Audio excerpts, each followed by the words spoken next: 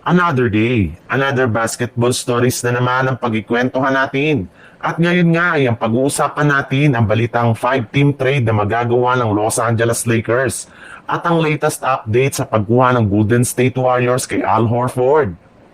Base nga sa pinakahuling inilabas na balita ng isang NBA insider na si Dan Wolf, hindi lang naman nga daw po mga role players ang target na makuha ngayon ng Lakers.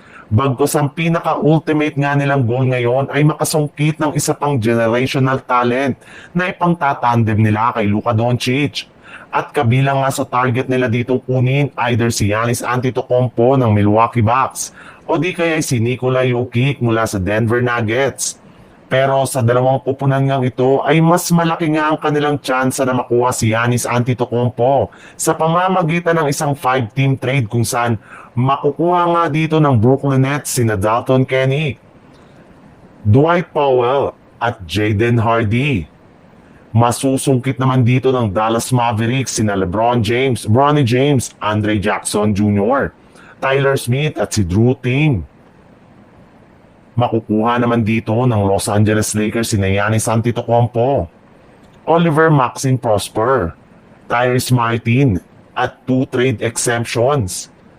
Makukuha naman dito ng Milwaukee Bucks sina RJ Barrett, PJ Washington, Caleb Martin, Najee Marshall, isang trade exemption at 5 first round pick. Masusungkit naman dito ng Toronto Raptors sina Daniel Gafford at isang trade exemption. Sa ibang balita naman, naibalita na nga noong nakarang araw ni Shams Charania ng ESPN na hanggat hindi pa nga daw nasusolusyonan ng Golden State Warriors ang kalagayan ni Jonathan Kuminga ngayong offseason, ay nakapost pa nga ang kanilang mga gagawing signings sa free agency market. Kagaya na lang ng posibilidad na pagkuha nila kay DeAndre Milton at Al Horford. At base nga sa pinakahuling inilabas na balita ngayong araw, kasalukuyang naipagpatuloy na nga ng Golden State Warriors ang kanilang contract negotiation kay Jonathan Kuminga kung saan balak nga nila nito na kunin ang kanyang qualifying offer na nagkakahalaga lamang ng $7.2 million. Since nga hindi sila nagkakaintindihan sa trade ay mas minabuti nga ni JK na kumuha lamang sa Golden State Warriors ng isang taong kontrata para tuluyan na siyang maging isang ganap na unrestricted free agent next summer. Subalit, dahil nga sa inaasahang pagbabalik ni Kuminga sa kanilang lineup, ay masisira rin naman nga nito ang iba pa nilang mga plano kagaya na lang ng pagkuha nila kay Al Horford.